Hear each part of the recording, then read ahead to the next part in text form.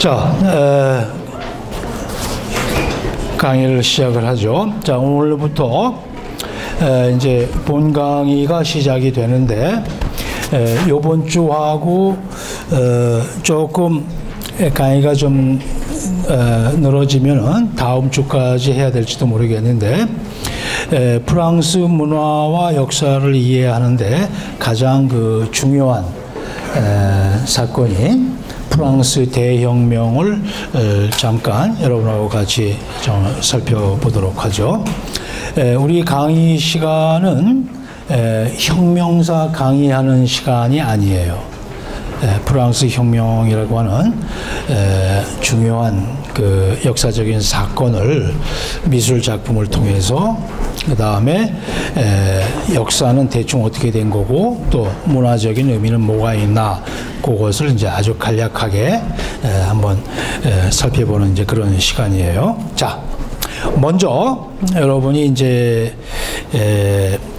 프랑스 대혁명을 이해를 할 때, 이런 질문들을 지금 여기서 구체적으로 다 답을 할 수는 없지만, 이런 질문들을 한번 여러분이 해보는 이제 그런 기회를 가졌으면 좋겠어요. 즉, 아주 큰 질문들이죠. 그래서 바삐 살다 보면은 우리가 이제 저런 질문들을 안 해요. 그러나 촛불 이제 시위가 있었죠. 이제 그런 큰 사건이 일어나게 되면은 우리가 이런 질문들을 이제 원하지 않아도 하게 되죠. 바로 프랑스 대혁명이라는 사건은 이제 이런 질문들을 집단적으로 한번 제기한 이제 그런 시기예요.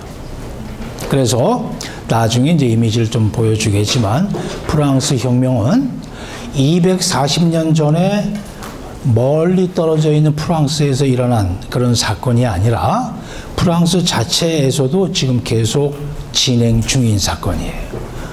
뿐만 아니라 우리한테도 많은 시사점을 주고, 우리도 같은 맥락의 질문을 해볼 수 있어요.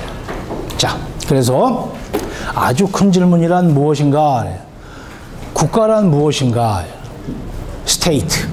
스테이트란 무엇인가? 국가란 무엇인가? 질문을.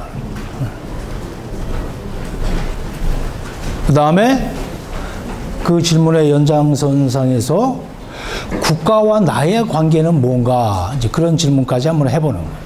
아까도 얘기했지만 굉장히 박사 논문을 뭐 몇 개를 써도 모자랄 그런 질문들이지만 한번 해봐야 돼. 우리 남학생들은 이제 군대 갔다 온 학생들, 또 군대를 가야 될 그런 학생들은 이 국가 문제에 대해서 한번 질문을 해볼 수 있는 그런 기회가 있었을 거예요. 왜냐하면 아무런 결격 사유가 없어서 군대를 가야 되는데 안 가면은 형무소 가야 돼요. 선생님, 나는 여호와의 증인입니다. 그 사상의 자유를 얘기를 해가지고 군대 면제받을 수도 있죠. 그 재판까지 가요. 자, 그 다음에 지금은 뭐예요? 여자들도 군대를 간다. 뭐, 그러니까 청원이 올라갔다 그래요. 청와대에. 그러면 여학생들 입장에서는 굉장히 당혹스럽죠. 그죠? 당혹스러워. 자, 그래서 국가 문제 그런 게 있어요. 그 다음에 여러분들은 지금 이제 뼈저리게 느끼지 못하는데 세금 문제. 세금. 선생님이 글을 쓰거나 강연회를 하거나 월급을 받으면은 뭐 정말 막말로 알짱 없어. 다 뛰어가요. 엄청나게 뛰어가요. 게다가 선생님이 교회를 나가니까 11조를 내야 돼요. 그건 뭐 떼가는 게 아니라 10개를 벌어서 1개를 이제 하나님한테 내는 건데 9개를 하나님이 주신 거라고 생각하고 이제 기꺼이 하는 거죠. 그러나 그건 각자 자기 신앙에 따라서 이제 달리 하는 거예요. 자, 여하튼 이제 그건 좀 별개의 문제인데, 국가와 나의 관계는 병역 의무라든가 세금 납부의 의무라든가 등등을 통해서 또 이렇게 직접적으로 우리한테 와닿아요. 자, 그래서 그런데 그 프랑스 대혁명은 뭐냐 이거예요. 프랑스 대혁명이 일어나서 정치 시스템이 바뀌는 거예요.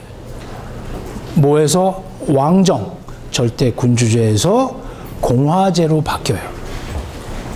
그러니까 지금 선생님이 여러분들한테 얘기했듯이 국가란 무엇인가 라는 질문을 했는데 왕정하에서 군주제에서 루이 16세한테 물어본 거예요.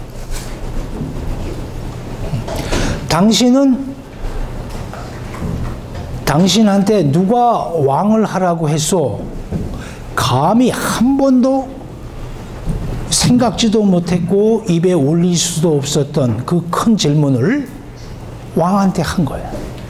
그러니까 왕이 기가 막히지. 기가 막혀. 그때 그 질문을 받았을 때 왕이 뭐라고 그랬어요? 왕이 나보고 누가 왕하라고 했냐고? 하나님이 나보고 왕하라고 했지. 그리고 내 조상이신 루이 15세, 루이 15세는 루이 16세의 할아버지예요. 할아버지. 왕이었기 때문에 내가 왕가니까, 왕가의 왕손이니까, 장자니까 그 왕이 된 거야. 사실 루이 16세는 별로 왕을 하고 싶어 하지 않았어요. 뭐 자물쇠 만들고 요새식으로 로봇 같은 거 만들고 뭐 이런 거 좋아했어요.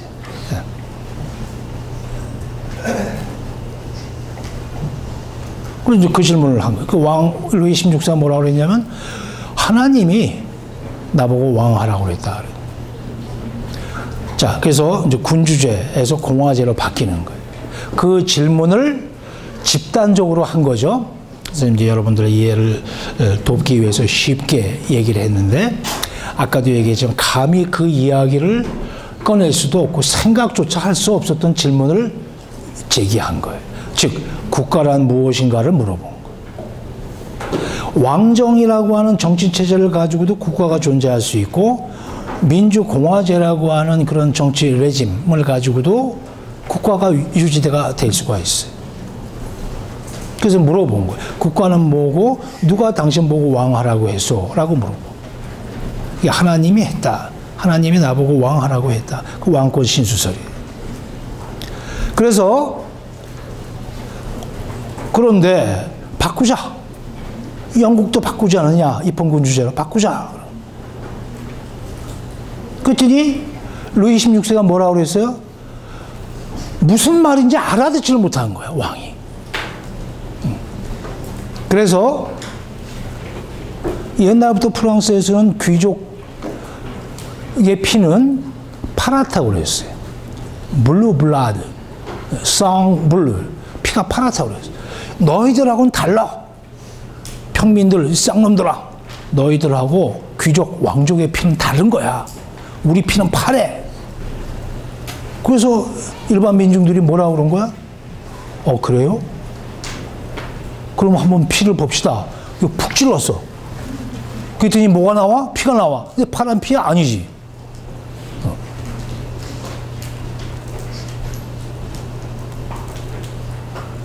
그 피를 보여준 거야. 봐. 파래?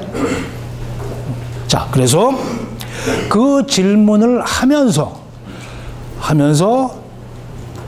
몇백 년 동안 유지됐던 왕권에 대해서 질문을 하고, 나는 하나님이 나보고 왕하라고 해서 그래? 그럼 하나님도 죽여. 그래서 하나님도 죽인 거야.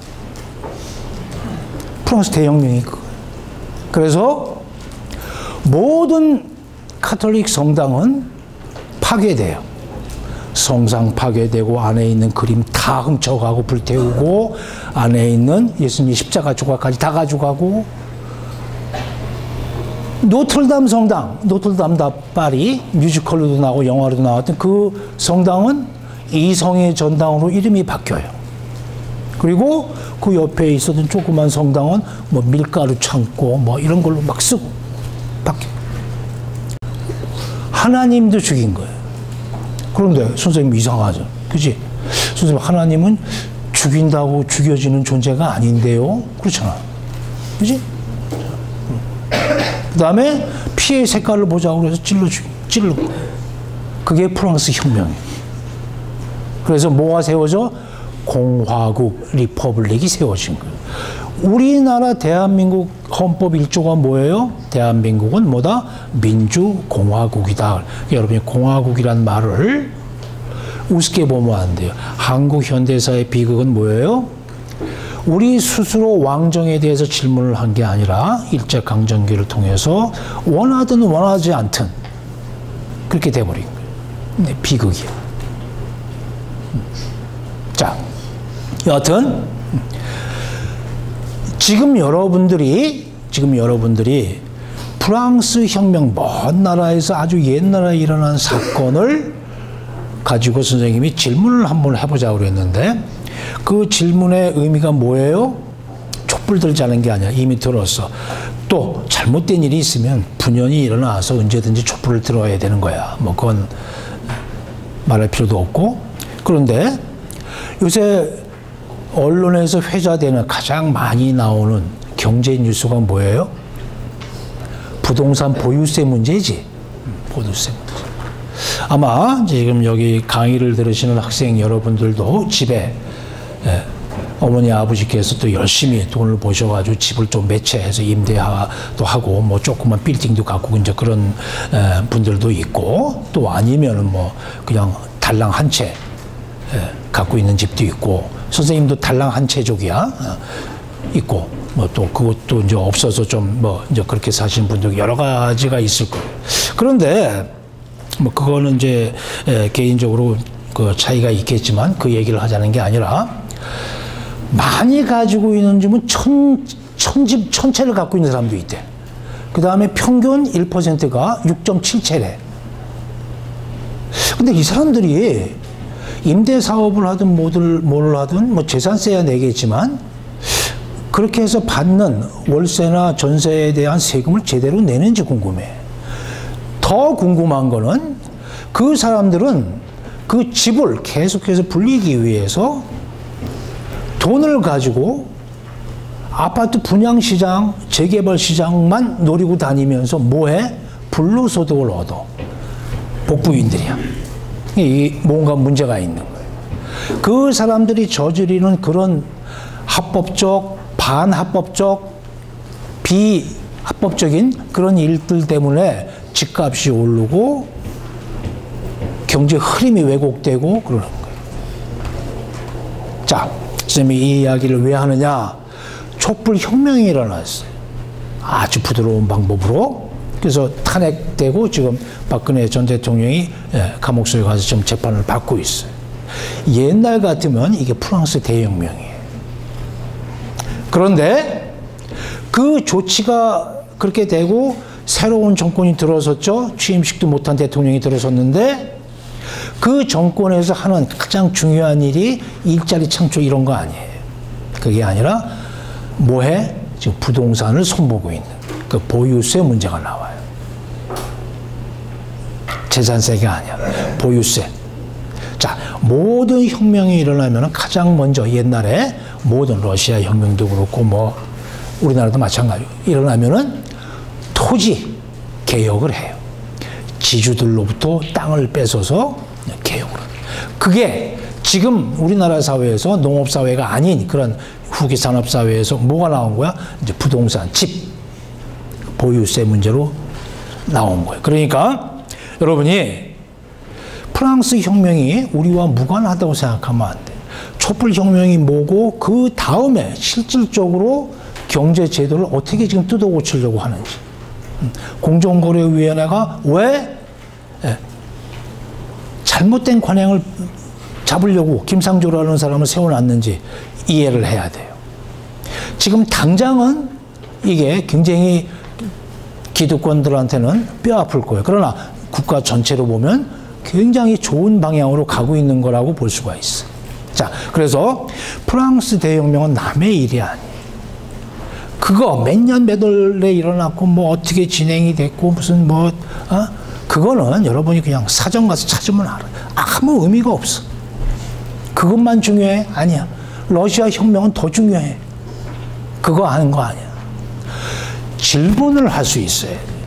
여러분이 우리 주변에서 일어나고 있는 인들을 혁명 강의를 듣고 여러분이 생각을 해봄으로써 형태가 달라지고 폭력성이 없지만 지금 부동산 보유세 문제가 왜 나왔는지, 아, 이게 옛날에 토지 개혁이었구나. 지주를 다 때려잡은 거예요, 프롤레타리아들이. 항상 그랬어. 스페인도 마찬가지고 멕시코도 마찬가지고 우리도 마찬가지고. 그거를 여러분이 이해를 해야 돼. 같이 생각을 해야 돼.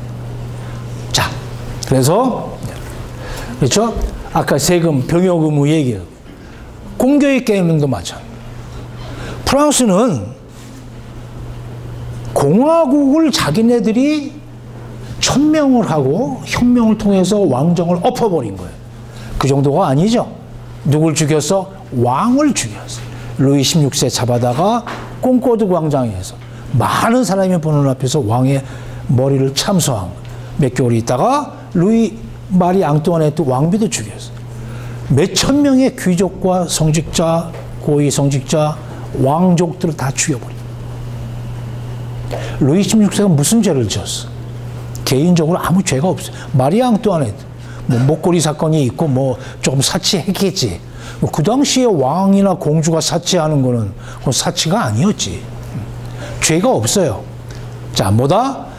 왕과 왕비의 목을 친 참수라고 하는 사건은 상징을 제거한 거예요. 자, 혁명은 그 상징 싸움이에요. 또 참수는 뭐다? 그런 국사범, 쿠데타를 일으켜나 그런 사람들한테만 적용되는 형벌이 참수예요. 잔다르크 같이 마녀로 몰려서 그런 종교적인 사건에 연루된 사람은 화형식을 당해요. 인간은 똑같이 죽는 게 아니에요. 범죄자도. 자, 그래서 단두대 문제가 나올 거고, 그 다음에 왕을 죽인 게 무슨 의미가 있는지를 여러분이 프랑스 혁명에서 한 번 더 생각을 해볼 필요가 있어요. 상징을 제거하고. 그래서 프랑스는 지금도 유럽에서 거의 유일하게 왕이 없는 입헌 군주제를 운영하지 않는 나라예요. 얘기했죠? 영국도 있고, 영국은 엘리자베스 2세인가? 그 할머니 있잖아. 할머니 왕? 그 이제 찰스 황태자가 있는데 벌써 한갑이 훨씬 지났죠? 왕을 못 해보고 죽을 것 같아. 뭐 그렇게 됐어요. 그 황태자 찰스가 하는 일이 뭐야? 계속 스탠바이 기다리는. 자, 여하튼 이제 그거를 여러분이 이제 이해를 해야 돼. 자, 그래서 이제 그런 질문을 한번 해볼 수 있다. 자, 그 중에 하나가 이제 공개육 개념인데 중요한 게 이거예요.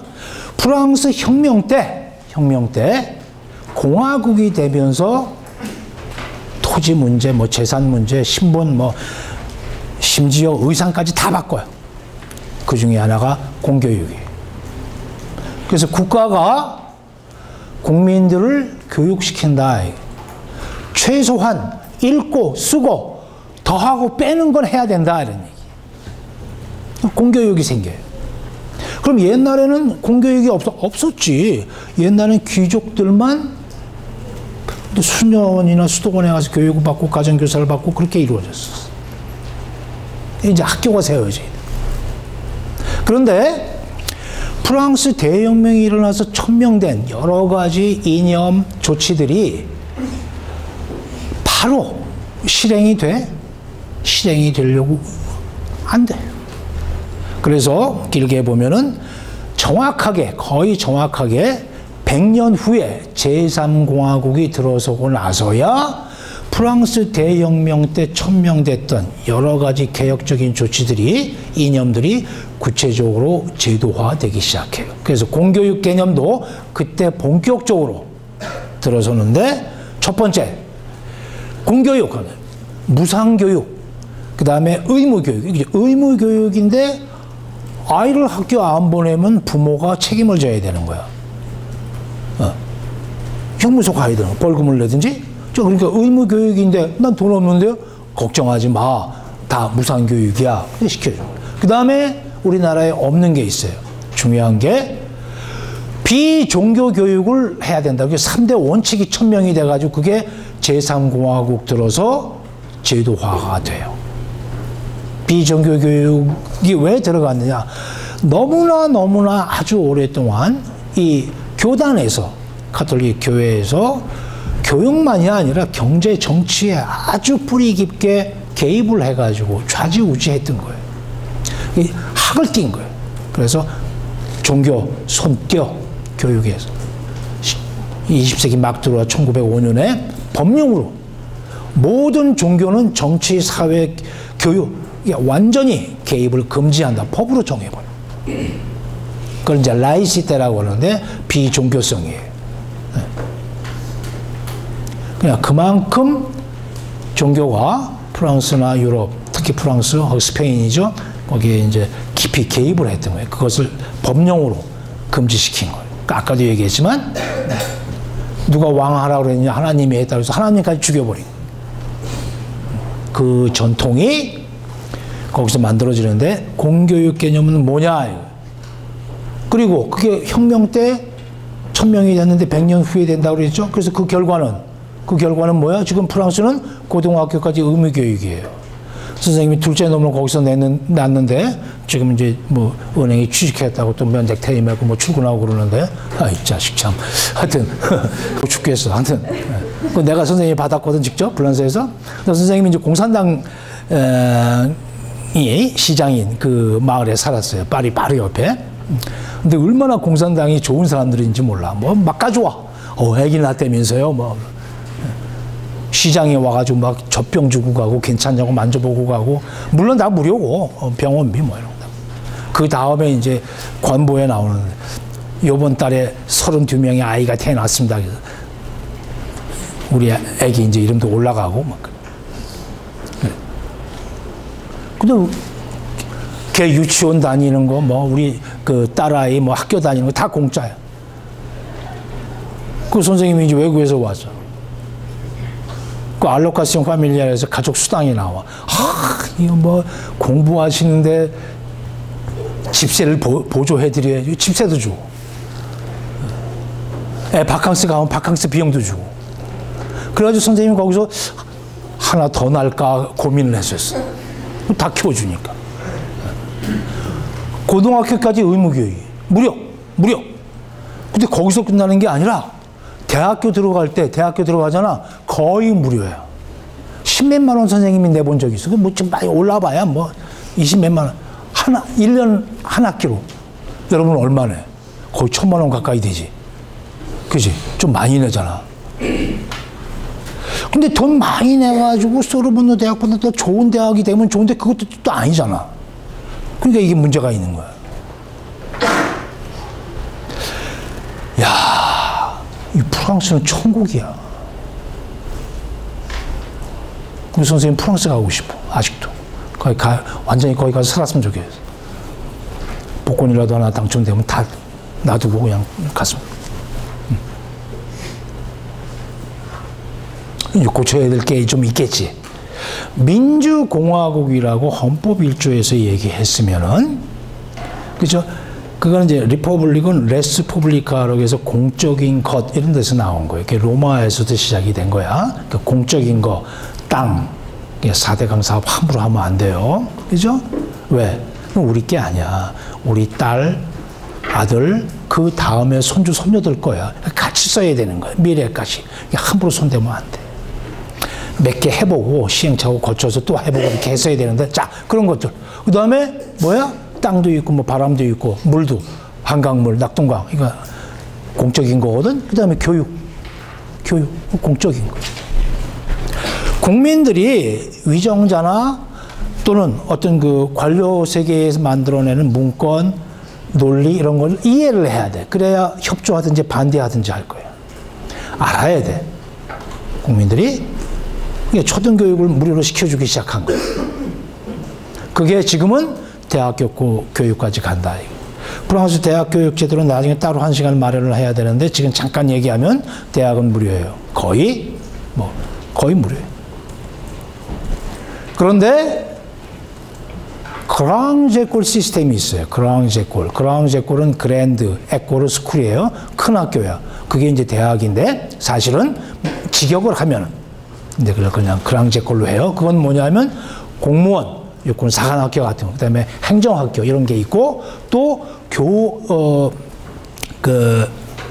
특수한 기술을 배우는, 그죠? 농업, 뭐 의학 이런 거, 그죠? 또 뭐 굉장히 많잖아요. 반도체 이런 것만 가리키는 특수 학교들은 그거는 입학 시험도 있고 대학은 입학 시험이 없어요. 입학 시험이 있고 그 다음에 엄청나게 비싼 돈을 내고 다녀야 돼요. 국립과 사립이 있는데 국립 그랑제골은 우수한 애들이 가기 때문에 걔네들은 돈을 받고 다녀. 학비를 내는 게 아니라 돈을 줘. 국가에서. 야, 공부해. 식사 있고. 너 넥타이도 메고 다녀. 이거 돈 준단 말이야. 그 다음에 일반 우리나라 MBA 같은 이제 그런 그 경영이나 경제학을 가리키는 이제 그런 학교들이 그랑제골이 많아요. 네. 그거는 별도야. 그건 여유 있고 형편이 되는 사람은 다녀라 이거예요. 네. 대학은 없어요. 파리에 13개의 대학이 되는데 모두 내셔널 국립대학이. 자, 여러분 남의 얘기가 아니에요. 고대가 있어요. 저 뒤에 성신여대가 있고 굉장히 가까워. 조금 가면 한성대 있고 성균관대 있죠. 이쪽으로 가면 동덕여대, 덕성여대, 광운공대, 외대 이거 다 모아가지고 북부 아카데미 만들어서 같이 운영하면 돼요. 이제 아이를 하나 둘밖에 안 낳기 때문에 벌써 왔죠. 그 위기가. 그래서 지방대학은 입학 정원을 못 채워요. 그리고 고대 같은 사립대학이 70%가 넘어 한국에. 이건 기형적인 거예요. 그래서 얼마든지 고칠 수 있는 여건이 마련되어 있어. 게다가 지금 우리가 사는 시대는 어떤 시대야? 인터넷 디지털 시대예요. 1년을 2학기로 꾸역꾸역 다닐 필요가 없어. 이게 느슨해.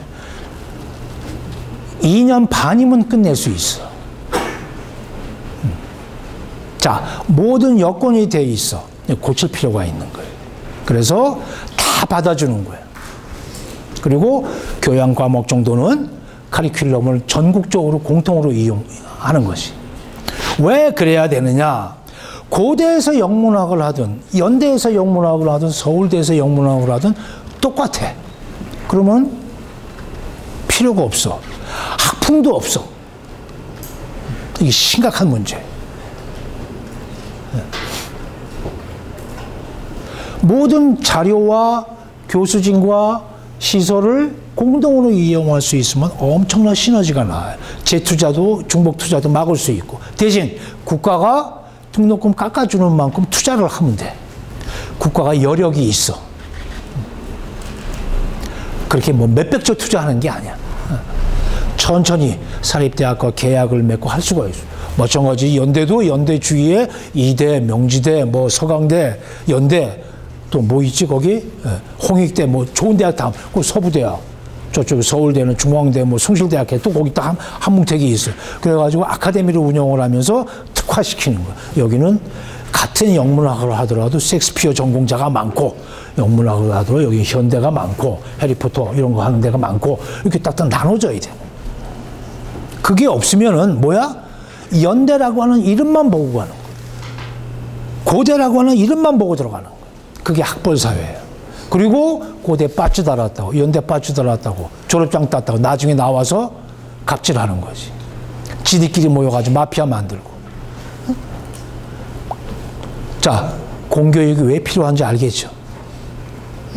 그런 자지구리한 잘못된 것도 고쳐야 되는 거예요. 그럼 여러분 아이들이 나중에 여러분들이 이제 아이 낳게 되면 그 아이를 마음 놓고 국가에 맡길 수가 있어요. 게다가 우리나라는 지금 사교육으로 10년 전 통계가 22조야. 지금은 뭐 30조가 넘을 거야. 여러분 다 했잖아. 그 희생자들이잖아. 인강 들어야 되지. 뭐 해야 되지. 학원 가야 되지. 아니지. 그지? 자, 그래서 여러분, 아까도 선생님이 얘기했어요. 부동산 보유세를 왜 얘기하고 있는지. 아주 비폭력적으로 법률을 제정하려고 하지만 토지 개혁이 있었던 혁명의 그런 것들이 이런 식으로 지금 나오는 거구나. 두 번째, 여러분이 민감한 교육 문제도 마찬가지다. 민주공화국이면 교육을 책임져 줘야 되는 거야. 책임을 안 줘주니까 사교육이 나오는 거예요. 사교육. 입시 설명이야 뭐 학원 원장이 나와서 교육에 대해서 얘기를 하고 하는 거야. 이게 이상한 거 아니냐 이거지, 선생님 얘기는. 여러분 이상하지 않아요? 어? 그리고 여러분 대학교 들어와서 뭐 배워? 응? 바로 나와서 취직할 수 있어? 자, 그러면은 학문이 있고 그것이 적용되는 실제 그런 게 있어요. 이게 좀 분리가 돼야 돼. 고대는 다 차고 앉아 있어. 고대만이 아니야. 모든 종합대학은 간호대학에서 미술대학까지, 음대에서부터 축구팀까지 다 가지고 있어. 와, 공화국이야. 공화국. 그래서 뭐야? 캔버스가 국립공원 같이 예쁜 거야. 이거 좀 잘못된 거 아닐까? 고쳐야 되는 거야. 이거 유지하려면 몇백억 들어. 쓸데없는 것들은. 여러분이 나중에 이제 유럽 같은 데 가보면 알지만, 전통 있는 대학은 좀 다르지만, 파리 같은 데 선생님 나온 8대학 같은 경우는 우리나라 고등학교 수준도 못해요, 시설이. 그런데 불평 안 해, 그런 거 가지고. 학교 건물만, 그럴듯하면 뭐해? 공부해야 되잖아, 공부. 연구해야 되고. 그런데 취직 걱정하랴, 학문하랴, 아무것도 못해. 이게 좀 분리가 돼야 돼. 그리고 이제 인구가 줄으니까 대학 정원이 필요가 없어요. 다 입학시켜야 돼. 지방대학은 60%도 못 채워요. 같이 이용할 수 있어요. 엄청난 효과가 나와요. 만일 선생님이 이런 주장을 이제 하게 되면은, 특히 이제 한국당 사람들은, 또 나이 드신 분들은 선생님 보고 뭐라고 그래? 종북 좌파. 나가라! 얼마 안 남았어. 이제 금방 나갈 거니까 선생님 막 해도 돼. 자, 농담이고. 여러분, 뭐야? 프랑스 대혁명을 멀리 있는 옛날 사건으로 보면 절대 안 돼요. 우리랑 연관시켜서 이해를 해야 그 당시도 잘 이해할 수 있고, 남의 나라 일이지만 또 우리도 이해할 수 있어. 자, 이런 질문들을 우리가 한번 해보자. 자, 그 다음에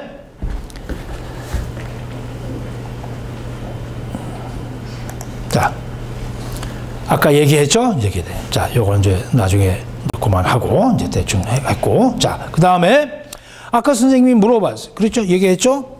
누가 당신 보고 왕임을 하라고 했느냐, 그 질문을 하는데, 뭐 선생님이 여러분 이해하기 쉽게 이제 그렇게 얘기를 했지만, 생각할 수도 없었고 입에 올릴 수도 없는 질문이었어요. 그래서 서류를 준비를 해가지고 왕을 이제 만나기로 한 거야. 그러니까 뭐 2천만 국민이 다 만날 수는 없으니까 그 각각의 계층, 그때는 신분 질서가 딱 있었기 때문에 계급사회였죠. 그래서 귀족이 있고, 그 다음에 성직자가 있고, 그 다음에 이제 평민이 있어요. 똑같은 인간인데 그렇게 이제 나눠져 있던 거예요. 자, 그래서 각 계층을 대표하는 대표자가 있어요. 그래서 그런 이제 신분이 세 개이기 때문에 삼부회라고 그랬어요. 삼부회. 그 삼부회에 이제 일종의 원시적인 형태의 이제 지금식의 국회지, 그 대표들이 모인 거야. 모여가지고 폐하 한번 저희를 만나시죠. 그래가지고 이제 그래라. 그래서 이제 마지못해 승낙을 해가지고 만난 거야. 베르사유였죠, 그때는. 왕궁이 찾아갔어. 그래서 이렇게 됩니다. 그래서 폐하 왕을 계속 하시되 영국 보세요. 입헌군주제를 합시다. 그러니까 루이 16세가 이게 무슨 말인지 이해를 못한 거야. 세상이 바뀌었다고 하는 걸 깨우쳐야 되는데 모르는 거야. 모르는 거야. 전혀. 그래서 그래 알았어 하고 야 시골에서들 고생하고 올라왔으니까 가서 밥이나 처먹어 임마. 그래가지고 내보낸 거야. 내보냈는데 왕이 말을 안 듣는단 말이야. 그러니까 성직자 대표, 귀족 대표, 그 다음에 평민 대표들이 다 참석하지도 않았어. 의식 있는 사람만 참석했지. 그래가지고 그래 봐 왕이 말을 안 듣는다고 내가 몇 번 얘기했잖아. 그래가지고 가서 밥이나 먹으라 그러는 데가 어디냐면 여기 왕궁 앞에 있는 테니스장이었어. 그 테니스장에 대표들이 다 모인 거야. 그래가지고 야 말로 해서 안 되겠다. 이제 우리는 여기서 우리의 뜻을 관철시키기 위해서는 어떻게 해야 되냐. 우리가 흩어지면 안 된다. 의견 일치를 보자. 그리고 서로 연락 잘하고 테니스장에 선서를 한 거예요. 이걸 그린 사람이 누구다? 자크 루이 다비드인데 자크 루이 다비드는 선생님이 개강 강의할 때 얘기했죠. 알프스를 넘는 보나파르트를 그린 그림이에요. 그 기마상을 유명한 신고전주의 화가죠. 신고전주의 자크 루이 다비드 다 선생님이 다시 다 얘기해줘. 자, 그래서 그 사람이 그린 거예요. 테니스장의 언약. 그런데 선생님 좀 그림이 좀 유화가 아니고 컬러풀하지 않고 뭐야? 그리다 만 것 같으네요. 그치?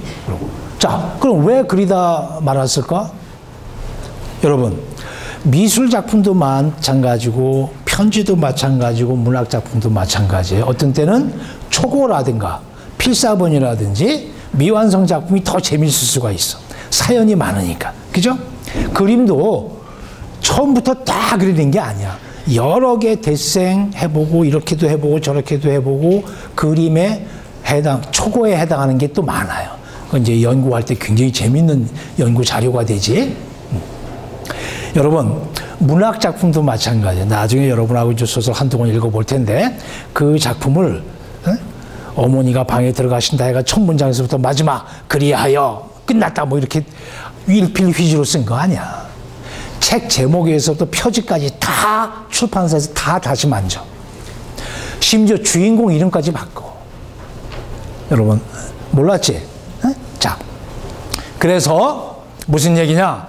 이 그림을 볼 때 여러분이 궁금한 걸 느껴야 되는 거야. 선생님 저거 그림이 완성이 아닌데요? 미완성이네요. 그러면 여러분이 해봐. 물어봐. 그거 왜 미완성이었을까? 자, 혁명이 뻥 하고 터지잖아. 2달 있다가 7월 달에 바스티르를 점령을 하면서 우장창하고 나라가 무너지기 시작해. 혁명이 일어나요. 그러고 나서 그 다음부터 이루 말할 수 없는 크고 작은 사건이 연쇄적으로 일어나요. 단두대로 뭐 수만 명 죽이고 왕도 죽이고 다 도망가고 다 불태우고 또 반대 반란이라고 해서 몇십만 명이 또 지방에서 반혁명이 또 일어나고 말도 못해. 또 마리 앙뚜아네트가 죽으니까 또 뭐 오스트리아 등이 이렇게 동맹을 맺고 또 프랑스도 쳐들어와가지고 나폴레옹이 또 나가서 매번 전쟁을 하고 난리야. 조금 이따 그림을 그렸는데 이 그림을 완성할 시간이 없는 거야, 화가가. 왜? 그 화가 자신도 이런 그림을 그린 거에서 알 수 있듯이, 그리려고 했던 거에서 알 수 있듯이, 자크 루이 다비드도 혁명을 전폭적으로 지지하는 혁명위원이었거든. 그 혁명에 참여를 직접 해야 되니까 한가하게 앉아가지고 그림을 완성시킬 수가 없었어요. 자, 그러니까 여러분이 그림 자체에서 뭘 묘사했다도 중요하지만 그림이 미완성인지 아닌지 그것도 그림이 갖고 있는 분석을 기다리는 하나의 요소일 수 있다. 그림을 넓게 봐요. 나중에 이 그림을 가지고 이제 후대 사람들이 색칠을 하고 막 그래요. 그런데 너무 이거에 익숙해 있어가지고 색칠한 그림, 또 자크 루이 다비드가 직접 그린 게 아니라서 그런지 신뢰성이 안 가요. 자, 여기서 또 하나 여러분이 알아야 될 게 있어요. 자, 지금 베르사유 가면 볼 수 있는데, 자, 두 가지를 여러분이 알아야 되는데, 자, 완성을 못 시켰지만 완성시키기 위해서 틈틈이 이렇게 인물들을 그리고 채색까지도 한번 해봐요, 부분적으로. 자, 근데 여러분 여기 잘 봐요. 여기 지금 나온 묘사를 보면은 몸들이 보통이 아니지, 그죠? 굉장히 아주 다부져요. 선생님 요새 피트니스 다니면서 막 이것도 하고 그러는데, 옆에 젊은 사람들 뭐 알통 나오는데 열등감을 느껴가지고 선생님이, 자, 여하튼 전부 다 체육관 다니는 사람들 같아. 그런데 그 당시 혁명할 때 삼부회를 해가지고 시골에서 막 올라온 시골 사제들, 가난한 평민들이 뭘 잘 먹어가지고 이렇게 몸이 좋았겠어? 아니지. 그러니까 이거는 뭐다? 조각. 그리스 조각 같은데, 로마 시대 때 조각에서 인물 체형을 갖고 온 거예요. 그래서 아까 얘기했죠, 선생님이? 신고전주의는 뭐야? 고전, 그리스 로마가 다시 온 거예요. 네오클래식. 프랑스 혁명 때 그림을 그리는데, 혁명 현장을 그림으로 그릴 때 인체, 묘사 이런 걸 다 가지고 온 거예요. 그런데 아까 리퍼블릭 얘기할 때도 했지만 레스푸블리카는 로마 거지. 그러니까 정치 제도까지도, 해짐까지도 갖고 온 거예요. 그러니까 프랑스 혁명은 공화국이라고 할 때 그 공화국, 테니스장의 언약이라고 하는 그림을 그릴 때의 인물, 인체 묘사가 전부 다 수미일관하게 일치하는 거예요. 자, 이렇게 돼 있는 얼굴 표정을 다. 자, 그러니까 선생님 그러면 이상하네요. 다 옷을 입고 있었는데 아까 초고에는, 그럼 초음에 이렇게 다 벗겨가지고 해부학적으로 정확하게 인체를 묘사한 다음에 그 다음에 옷을 입히나 보죠? 그렇지. 그러니까 적어도 혁명 당시에 지금부터 200년 전에 그려진 그림에는 뭐야? 어네토미, 해부학을 정확하게 지켜야 되는 거지. 그러면 해부학을 정확하게 지키니까 이 자식들이 무슨 의사야? 아니잖아. 그런데 화가도 해부학을 알아야 되는 거야. 그래서 뭐해? 미술학교 들어가면은 누드 데생을 하는 거야.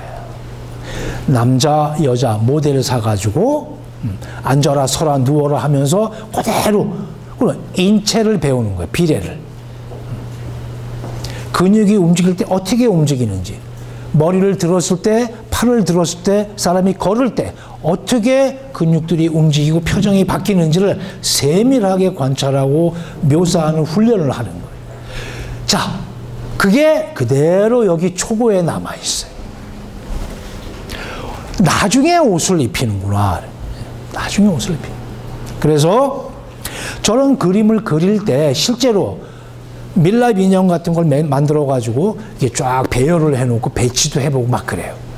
그러니까 아까도 얘기했지만 그냥 즉흥적으로 며칠 혹은 몇 주일 그린다고 해서 이 그림이 나오는 게 아니란 말이야. 시간이 걸리니까 혁명 당시에 그 혼란스러운 상황 속에서 그림을 몇 개월, 몇 년 이렇게 매만지고 완성시킬 수 있는 시간이 없었던, 그래서 미완성으로 남아요.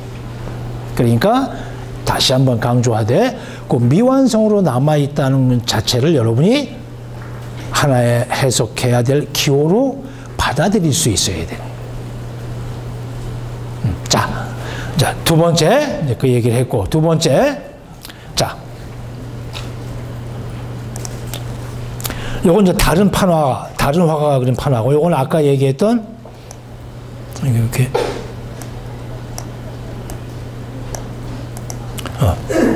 다른 화가가 이제 나중에 채색을 한 거예요. 근데 아까 게 더 낫지? 그지? 채색 안 한 게. 자, 이걸 보자. 이거. 자, 여기서 선생님이 이제 여러분들한테 하나, 문화를 접근을 할 때, 그게 어떤 뭘 통해서 하는 것이든 간에 문화를 접근할 때 여러분이 요 그림만 뚫어지게 쳐다보고 그러면 안 돼요. 이제 다른 것도 마찬가지야. 자, 그러지 말고. 자, 물론 이제 그 당시 상황으로 정확하게 돌아가 보는 일단은 이제 그것도 필요하지만 자, 이제 거리를 두고 이제 넓게 봐야 돼요. 그리고 미술이니까 예술과 미술만 갖고 있는 고유의 특징들이 있어. 이제 그런 것도 같이 우리가 봐야 돼. 그 중에 하나가 뭐냐? 선생님이 위에다 썼어요. 바람. 뭐야? 역사의 광풍이라고 하는 이름의 바람이 지금 이 그림 안에 불고 있어요. 여러분이 느껴야 돼, 그거를. 그리고 표현해야 돼, 말로, 구체적으로. 그냥, 멋있다. 그러는 거 아니야. 절대 그러면 안 돼. 자, 지금 선생님이 얘기했어요. 그 당시에 여기에 이걸 보고 기억을 해놨다가 나중에 그리기 시작한 거예요. 그런데 그림을 잘 봐. 첫 번째, 무슨 함성이 들리는 것 같지? 흩어지지 맙시다. 공화국을 위하여! 뭐 그러는 것 같잖아. 그런데 그런 함성도 들리지만 열려진 창문을 통해서 바람이 불고 있지. 바람이 불고. 자, 이제부터 여러분이 바람이라고 하는 도저히 그릴 수도 없고 눈에 보이지도 않는 그런 것들을 그냥 자연현상으로 보지 말고 미술과 문화, 우리의 감각 그런 거와 이렇게 연결시킬 수 있어야 돼. 어려워. 느끼는 사람한테는 굉장히 쉬운데 그렇지 못한 사람들한테는 조금 어려울 수 있어. 그런데 선생님이 얘기했잖아. 선생님이 다 설명해 줘요. 다 설명. 자, 잠깐 이제 우리가 프랑스 혁명사 얘기하는데 바람 얘기하니까 우리도 잠깐 이제 바람을 좀 펴보자고. 자, 그래서 바람을 펴보면은 자, 먼저 같은 화가가 그린 그림이지. 뭐다? 생베르나 협곡을 넘는 보나파르트가 원제인데 뭐 일반적으로 그냥 알프스를 넘는 나폴레옹 이렇게 알고 있죠. 자, 얘기했어. 바람이 불고. 그런데 그때 정말 바람이 불고 있었을까? 테니스장에 그 다음에 생베르나 그 언덕에 바람이 불고 있었을까? 아무도 장담을 못해. 그러니까 바람이 불고 있었다고 가정을 하든 아니든 이거는 전혀 다른 차원의 해석을 요구하고 있어요. 즉 휘날리는 빨간 망토는 저 망토, 빨간 망토를 휘날리게 하는 바람은 알프스 산에 불고 있는 그런 바람이 아니에요. 테니스장 창문을 통해서 커튼을 휘날리고 있는 그 바람은 그게 역사라고 하는 이름의 광풍이지. 그 바람이에요. 이것도 마찬가지. 그러니까 우리는 나폴레옹을 그린 게 아니라 역사화인데 유명한 역사에 광풍이 불기 시작했구나. 저 바람 때문에 수십만의 젊은이들이 전쟁을 하다가 죽었구나. 자, 그런데 이제 바람을 여러분이 어떻게 이해해야 된다? 그 바람은 한 번에 끝나질 않아. 그래서 1830년 7월 혁명 때 또 불어. 자, 막 여자가 막 가슴이 막 그죠? 옷이 막 흘러내리고 있어. 바람이 불어가지고 그리고 막 깃발도 막 바람이 휘날리고 역사의 광풍이 또 불어요. 프랑스 혁명이 1789년 7월 14일 날 시작이 됐는데 한 번으로 끝난 게 아니구나. 1830년 7월 때 또 일어나요. 또 일어나. 1848년 2월 달에 또 일어나. 그 사이사이에 혁명이라고까지는 안 할 수 없지만 크고 작은 사건들이 뭐 굉장히 많이 일어나요. 자, 여기도 바람이 불어. 역사의 광풍이 불어. 자, 그런데 자, 그럼 전혀 다른 바람을 하나 보자. 역사의 광풍만 있는 게 아니지, 바람에는. 자, 이건 뭐야? 미안해. 이런 상식적인 질문을 해서. 이거는 산드로 보티첼리가 그린 비너스의 탄생. 비너스의 탄생. 그죠? 그런데 선생님, 바람이 어디 있어요? 뭐 금발을 휘날리고 있잖아. 그지? 그 다음에 옆에 보면은 남자가 있는데 하늘에 이렇게 날아다니니까 신이겠지? 근데 거기 지금 불고 있잖아. 그죠? 저게 서풍의 신이야. 제피로스라고. 신화화니까 저렇게 이제 서풍, 바람, 봄바람이지? 봄바람을 이렇게 제피로스의 이제 입을 통해서 훅 하고 부는 식으로 이제 그림을 그린 거예요. 자, 여러분, 테니스장의 언약도 알프스를 넘는 보나파르트도 그냥 보지 말라고 그랬어. 아, 나폴레옹 넘는구나, 멋있다. 그러지 말라고 그랬어. 이것도 마찬가지야. 이것도. 그냥 보지 마. 그리고 남의 얘기하듯이, 남의 그림 보듯이 하지 마. 자, 선생님이 이제 비유를 하나 듣게. 여러분이 지금 대학교 1학년 학생은 20살이지. 20살, 19, 21살, 그지? 재수의 20, 22, 뭐 이렇게 되겠지? 자, 그 다음에 지금 대학교 4학년 학생들은 25, 6쯤 됐겠지. 근데 여하튼 다 봄이잖아, 인생에. 여름인가? 여름이구나, 여름. 선생님은 뭐야? 겨울? 아니야, 가을이야, 늦가을. 그지? 자, 인생은 그렇게 돼. 그죠?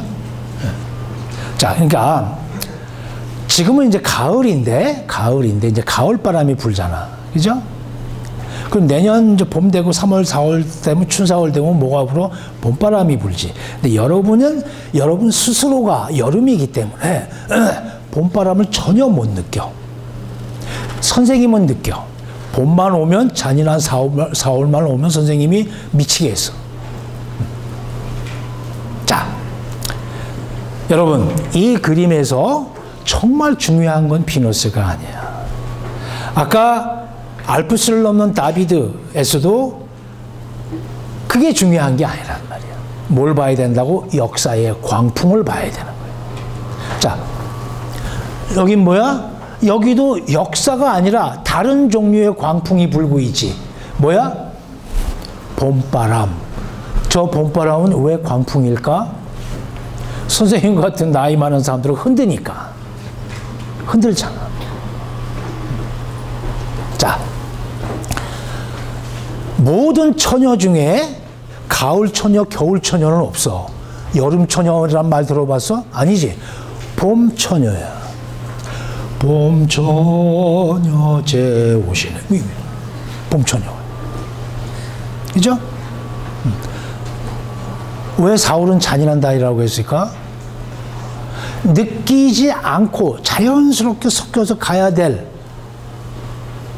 인생의 흐름을 나이 든 사람들은 봄에 갑자기 느끼는 거예요. 자, 그게 봄바람이에요. 이게 무서운 바람이죠.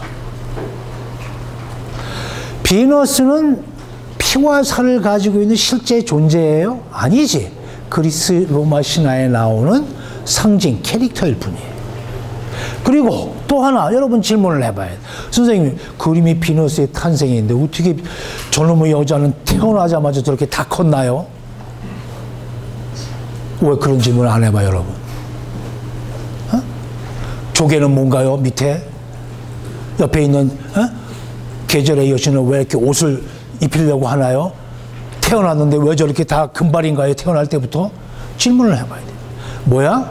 아, 원래 태어나는 게 아니라, 그러니까 비너스의 어린 시절이 없어. 여고 시절이 없어. 들어봤어? 비너스는 죽어, 안 죽어? 안 죽어. 신인데. 그렇잖아. 그럼 뭐야? 아, 태어나는 순간 짧게 존재하고 사라지는 게 비너스지. 마치 성적인 충동처럼, 살고 싶은 욕구처럼. 그렇죠? 그래서 봄바람이야. 그래서 우리나라 말이 가장 정확한 거예요. 바람 핀다고 그러잖아. 그 여자 바람 났어. 그 여자 남편 바람 폈대. 어머머 이러고. 그 바람이야. 내로남불이라고 내가 하면 로맨스고 뭐 남이 하면 불륜이라고 하지만 그 당사자들한테는 보통 문제가 아니에요. 집이 풍비박산 나고 뭐 난리야. 여러분 이혼율이 30%가 넘어. 응? 그냥 단순한 문제가 아니야. 자, 여하튼 봄바람은 뭐라고? 여기서 뭘 봐야 된다고? 봄바람을 봐야 돼. 위험한 바람. 그러니까 비너스는 뭐야? 생명의 근원이기도 하죠. 에로티시즘은 모든 인간이 느끼는 생명의 근원이에요. 거기에 예술도 문학도 정치도 다 거기 들어가 있어요. 그렇죠? 또한 비너스는 뭐가 되는 거예요? 나중에 femme fatale. 만나면 죽는 거야. 잘못하면. 그런 여자예요. 상징이야. 인간은 생명과 그 생명을 위협하는, 삶을 위협하는 운명적인 그런 것들, 파탄의 이해감 이런 것들을 같이 가지고 살아요. 그래서 자칫 한 발만 잘못 내디디면 죽을 각오를 해야 돼요. 이 바람은 심각한 바람이에요. 봄바람이에요. 그러니까 비너스는 봄바람인 거예요. 봄바람을 상징하는 캐릭터, 그게 비너스예요. 선생님이 얘기했어요. 비너스는 항상 존재하는 게 아니라 태어나는 순간에 짧게 존재하고 마는 거예요. 그리고 비너스는 죽지 않아. 영원히 살아있어. 그래서 지금은 그리스 로마 신화 같은 걸 읽긴 읽지만 지금 무슨 이런 누드화, 신화화 그리지 않아요. 그럼 이제는 어떤 형태로 우리한테 비너스가 나올까? 그 질문도 해봐야 되는. 자, 옛날에 영화도 없고 인터넷도 없고 뭐 아무것도 없었을 때, 텔레비, 라디오도 없었을 때 15세기 말에 그려진 보티첼리의 그림인데 그 당시에 지금과 같은 역할을 하는 미디어의 역할을 하는 게 뭐가 있었어? 매체가, 미디엄이. 회화, 조각, 책 그런 거 있었죠. 자, 그리스 로마 신화가 있었고 그리스 로마 신화의 내용을 그림으로 그리고 비너스 같은 조각을 하고 했던 거예요. 그렇죠? 자, 그 지금은 미디어가 많고 이런 거 안 그리니까 지금은 영화, 광고, 게임 그런 데에 비너스가 등장하겠지. 비너스는 사라지는 게 아니야. 새로운 미디어가 나오면은 그 새로운 미디어 속으로 들어가서 둥지를 틀고 다시 태어나요. 여러분 앞에. 광고 모델로, 영화의 글래머 스타로 등장하는 거예요. 그 변화를 읽어야 그게 이제 문화를 접근하는 거예요. 자, 그래서 여러분들한테 이제 현대에는 비너스가 봄바람이 어떻게 나오는지를 이제 여러분 보여줍니다. 자, 이게 뭐야? 7년 만에 외출에 나오는 마릴린 먼로예요. 선생님이 여러분들한테 하나만 물어볼게요. 여러분 7년 만에 외출이라는 영화를 봤어요? 거의 안 봤을 거예요. 에이, 선생님 저희를 무시하십니까? 뭐 그런 영화를 왜 봐요 우리가? 어쭈구리. 자, 여하튼 자, 그런데 이거는 알잖아. 그치? 이거는 어디서 본 것 같아. 그죠? 자, 이걸 스틸컷이라고 그러죠? 자, 선생님은 2번 봤어. 그 영화를. 근데 재밌어. 그러니까 아주 옛날에 보고 나이 들어서 보니까 더 재밌어. 꼭 선생님 얘기 같아. 자, 여하튼. 그런데 이제 선생님이 여기 얘기하는 게 뭐다? 자, 이제 비너스 누드 같은 거 안 그려요. 영화가 보티첼리가 살았던 시대에 회화가 담당했던 역할을 지금은 영화가 담당하는 거예요. 그러니까 우리는 여러 가지 유보하고 좀 세밀하게 봐야 되는 문제들이 좀 있긴 있지만, 자, 그래서 연결시켜 보자.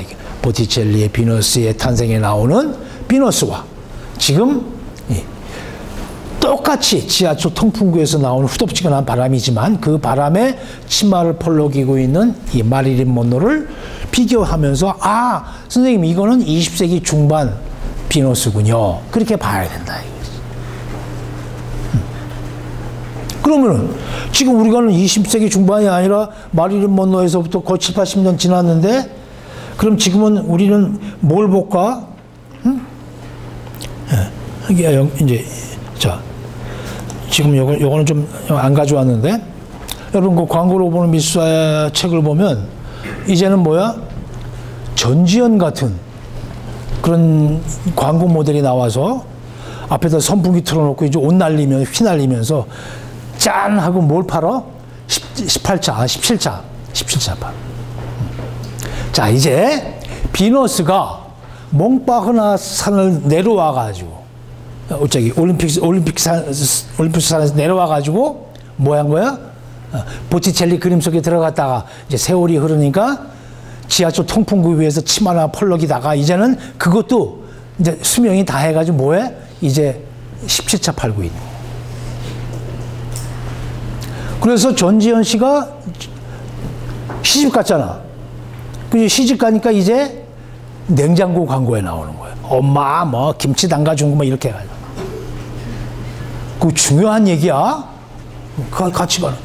왜? 결혼한 여자가 비너스처럼 바람을 맞으면서 옷 펄럭이고 17차 파면 17차 안 팔려. 그럼 자 선생님이 이제 중요한 얘기를 했어요. 문화사에서는 이미지의 역사가 있는데 그게 회화다, 조각이다, 영화다, 광고다. 선입견을 가지고 장르의 가치 판단을 한 다음에 이건 쓰레기, 이건 작품 이러면 안 돼. 같이 봐야 돼. 왜? 여러분이 보티첼리 피너스 안 봐. 그러나 광고는 보기 싫어도 봐야 되는 거예요. 이미지를 처음 경험하고 대하고 이미지의 영향력 아래에서 여러분이 움직이는 첫 번째 미디어가 뭐야? 그게 광고야. 그게 광고.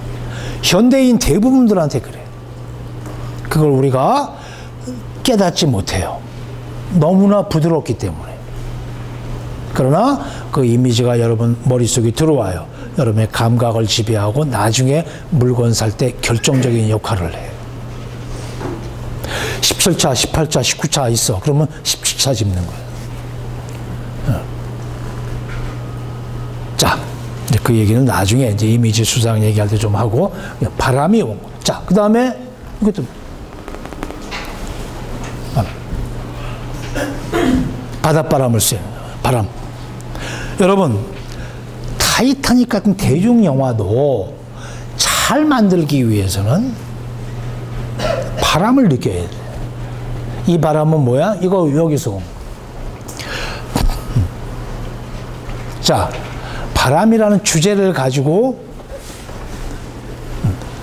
우리가 혁명에서부터 나폴레옹을 거쳐서 20세기까지 왔어요. 그리고 거슬러 올라가서 르네상스 때 비너스의 탄생까지 봤어요.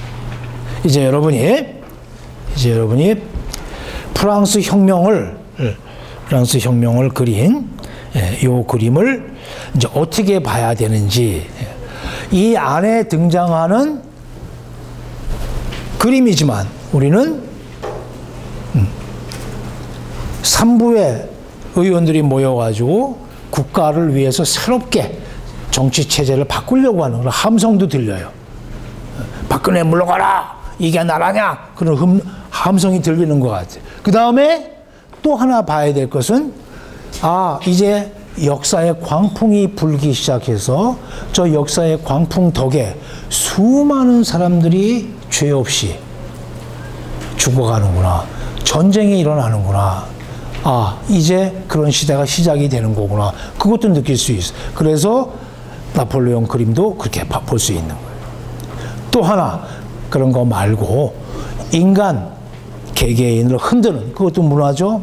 빼놓을 수 없는, 그게 영화나 광고 같은 대중 미디어가 발달한 20세기 중반에 시작해서 우리의 일상생활을 지배하는구나. 자, 그래서 이제 잠깐 봤고, 자, 그 다음에, 자, 하나만 더 얘기하고, 이제, 요거는 유명한 클로드 모네라고 하는 사람이 화가가 그린 인상주의 그림이에요. 예. 자기 부인, 저기, 이제, 예, 그러니까, 아흐장떼이라고 하는 그 이제 파리 근교가 있는데, 거기에서 이제 이렇게, 예, 또, 파리 북부의 지베른이라고 하는데 거기 이제 모네가 직접 땅을 사가지고 정원을 꾸미고 그 언덕배기 시골에서 언덕배기에 서 있는 여자를 그린 거예요. 이게 이제 그 자기 부인은 아니고 두 번째 부인인데 결혼을 할 때 이미 아이를 데리고 왔어요. 그 아이예요. 자, 여하튼 뭐 양산을 쓰고 있는 여인. 그 다음에 이거는 첫 번째 부인. 결혼도 안 하고 산 까뮤라고 하는 여자가 죽었을 때 암에 걸려서 죽어요. 그래서 그 죽은 여자 자기 부인이 이제 죽어서 누워 있는 그때 이제 데드 마스크 그걸 그린 거예요. 그런데 이 둘 다 바람이에요. 바람. 그래서 우리는 이 그림에서 휘날리는 머플러로 얼굴을 가린 여자를 볼 수 있는데 저 여자는 선생님이 지금 설명했으니까 뭐 모네의 뭐다 이렇게 알겠지만 그런 건 몰라도 볼 수가 있어요. 왜? 눈, 코, 입이 정확하게 나타나 있는 게 아니에요. 자, 뭘 그린 거예요? 5월 초순 6월 초 그때 5월 6월 달에 덥지도 차지도 않은 그런 봄바람이 불 때 여인이 양산을 쓰고 언덕배기 위에 올라가 있는 그 모습을 그린 거야. 인물을 그린 게 아니야. 뭘 그린 거야? 빛과 바람을 그린 거야. 자, 이제 나폴레옹 그림과 이 그림을 비교하면은 딱 70년 차이가 나는데 뭐가 바뀐 거야? 완전히 바뀌었어요, 그림이. 자, 그 다음에 또 하나 여러분이 느껴야 될 게 있어. 자,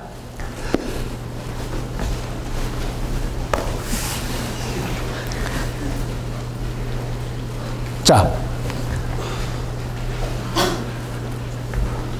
요게 이제 그 아까 얘기했지만 이제 데드 마스크라고 그랬는데, 자, 우리나라 이렇게 그 화가니까 우리 같으면 부인이 죽어서 누가 죽어서 있으면은 아이고 하고 좀 난리가 났으니 이 화가는 그림을 그리고 있는 자기 죽은 부인의 이게 가능할까요?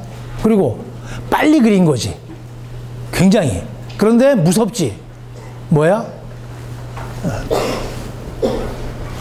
자, 뭘 그린 걸까? 자기 죽은 부인을 그린 걸까? 애절한 마음을 그린 걸까? 선생님은 그렇게 안 봐요. 뭘 그린 것 같아요, 여러분은? 아, 바람을 그렸구나. 뭐야? 인간 삶 전체를 어딘가로 데리고 가는 바람. 그 죽음이란 이름의 바람이든지 뭐든지 간에 그걸 그린 거예요. 자, 이걸 이해를 해야 이 바람을 아까 보티첼리에 나오는 봄바람도 심각한 역사의 광풍도 그걸 이해를 해야 돼요. 그리고 그 역사가 미술사예요. 그 역사가 미디어의 역사예요. 정치만 이루어지는 게 아니에요. 사건만 있었던 게 아니에요. 우리가 사는 역사 현실 속에는 같이 봐요. 인상주의가 일으킨 혁명은 뭔지 봐야 돼요. 빛을 그렸다고 하는데 여기엔 빛이 없어요. 여기는 있지만 동시에 바람이 불고 있어요. 모네가 느꼈던 저 바람은 무슨 바람일까? 자, 바람을 느끼려면 어디로 나가야 돼? 바깥으로 나가야 돼요. 이거 바깥에 나가서 그린 거예요. 그러니까 그때부터 본격적으로 사생화가 시작이 됐구나. 그러니까 테니스장의 언약이라든지 나폴레옹이라든지 이런 그림들은 뭐야? 전부 다 아뜰리에에서 그런 거야. 어두운 실내에서 자루돼가면서 그리스 로마 조각을 보고 신체를 묘사하고 그 다음에 옷을 입히고 과학적으로 해부학적으로. 그러나 이건 아니에요. 빨리 그려야 돼. 해가 지기 전에 1시간 안에. 그러니까 점을 찍는 거예요. 그래서 마치 어저께 그린 그림 같아. 130년, 40년 전에 그린 그림인데 선생님이 거짓말을 해가지고 2016년 작해도 여러분이 믿을 거야. 미술 하나도 모르는 사람들은. 여러분이 아니고 다른 사람들은 우리 집 예편네 같은 사람들은 믿지. 이렇게. 그지? 자, 뭐야? 역사도 없어진 거예요. 그렇죠. 이제 우리는 어떤 시대에 살고 있어요? 그림 안 그려. 역사의 현장에는 비디오와 사진이 가서 대신 다 해줘요. 그 정도가 아니지. 유튜브가 있고 뭐. 완전히 다른 미디어 환경 속에 여러분이 살고 있어. 자, 그래서 그다음에 이 그림에 나오는 바람. 그래서 이제 바람이란 주제를 가지고 볼 수 있어요. 그러니까 문화를 이해할 때는 역사적인 사건도 이해해야 되지만 미완성이라고 하는 의미도 깨우쳐야 되고, 또 같은 화가가 나폴레옹을 그렸을 때 왜 계속해서 바람이 나오는지, 아, 저게 역사의 광풍이구나. 나폴레옹만 볼 게 아니라 역사를 봐야 되고 수십만의 젊은이들을 사지로 몰아넣은 전쟁광도 봐야 되고, 그렇죠? 그 다음에 봄바람도 맞아. 인간 모두한테 있는 살고 싶은 욕망, 탄생, 그죠? 생명 현상으로서 에로티시즘이 어떤 식으로 미디어가 발달할 때마다 바꿔서 나오는지. 그러니까 여러분 주변에 있는 영화나 광고를 자체는 우습지만 문화적으로 보면 하나의 자료가 될 수 있는 거예요. 그러니까 함부로 그렇게 쉽게 광고라고 밀쳐놓고 보지 않고 그러면 안 돼요. 같이 봐야 돼요. 자, 5분 남았네요. 자, 이 방 본 김에 좀 더 보지 뭐. 선생님 아까 얘기했죠? 잠깐 바람을 핀다고. 그래서 프랑스 혁명에서 이제 바람 피기 시작한. 자, 이거 똑같은 모네가 그린 거예요. 포플라 연작인데, 모네는 연작 형태로 수백 점을 그렸어요. 이 포플라도 그리고 성당도 그리고. 자, 그 다음에 이거는 뭐야? 칸딘스키가 그린 그림이죠. 이 그림에 보면은 바람이 불고 있는 것 같지 않아? 자, 나중에 다시 얘기를 할 텐데 오늘은 그냥 한번 그림만 여러분한테 보여주고. 자, 그 다음에 이거는 뭐예요? 이 그림을 아는 사람. 잭슨 폴록의 그림이죠. 잭슨 폴록은 액션 페인팅이라고 그러는데, 이 사람은 액자를 걸어놓고 그림을 그린 게 아니라 바닥에다 캔버스를 깔아놓고 붓으로 물감을 찍어가지고 막 이렇게 뿌려요. 뿌려요. 심지어는 페인트를 들어붓고 캔버스를 흔들어가지고 형상을 만들고 그래요. 자, 그래서 궁금한 거야. 이 여자처럼 뭘 그렸나? 자, 뭘 그린 것 같아? 저게 그림이야? 응? 근데 보통 1억 달러, 1억 5천만 달러씩 해요. 지금은 뭐 다 박물관에 들어가 있으니까 살래야 살 수도 없지. 자, 그래서 바람이, 미학적인 바람이 불어서 구체적인 형태, 정물화, 풍경화, 누드화를 구체적인 형태가 있던 걸 흔들어 버려. 그게 아까 봤던 칸딘스키야. 처음으로, 최초로 그린 거예요. 그 다음에는 그걸 받아들여서 이렇게 그리는 거예요. 자, 바람이 흔들어 버렸어. 그렇죠. 그렇죠? 우주의 나이가 137억 년이래. 지구의 나이는 47억 년이고. 우리는 유전자 지놈, 표준 지도가 다 나와 있어요. 그렇죠? 우리는 이 세상에 길게 살아, 80 살아. 어디서 와서 어디로 가는지 뭘 한 거야? 잭슨 폴록은 그걸 그린 거예요. 난 정말 모르겠습니다. 구체적으로 말을 그리고 누드를 그린 게 아니야. 인생, 역사 잘 모르겠어요. 여러분은 아세요? 그 질문을 하는 거예요. 자, 그래서 어렵다고 생각하면 안 돼. 여러분도 선생님이 지금 말했던 궁극적인 호기심, 질문들을 갖고 있어요. 그거 굉장히 귀중한 느낌이야. 그거 포기하면 안 돼. 그리고 그 궁금증을 물어봐야 돼. 오늘 강의 시작하면서 선생님이 첫 번째 뭐라고 그랬어요? 국가가 뭐라고 하는 질문을 해야 된다 그랬어요. 그게 프랑스 대혁명을 배우는 목적이야. 처음이자 끝이야. 퀴즈 같은 거 자세한 상황은 나중에 다 설명해 줘. 또 그러나 그 느낌이 있어야만 다 들어와요. 마찬가지. 이런 것도 봄바람도 마찬가지. 인상주의가 현대미술의 시작인데 왜 시작인지를 봐야 되는 거예요. 그 호기심 그런 것들이 여러분 가슴 속에 다 있어. 그걸 조금 더 민감하게 받아들이고 그것을 그림으로 그리려고 했던 사람들이 예술가들이겠지. 예술가들을 별세계에 사는 특출한 재주를 가지고 있는 그런 사람으로 보면 안 돼. 우리랑 굉장히 가까워. 같은 느낌을 갖고 있어. 자, 오늘은 여기까지. 자, 주소부 갖고 오세요.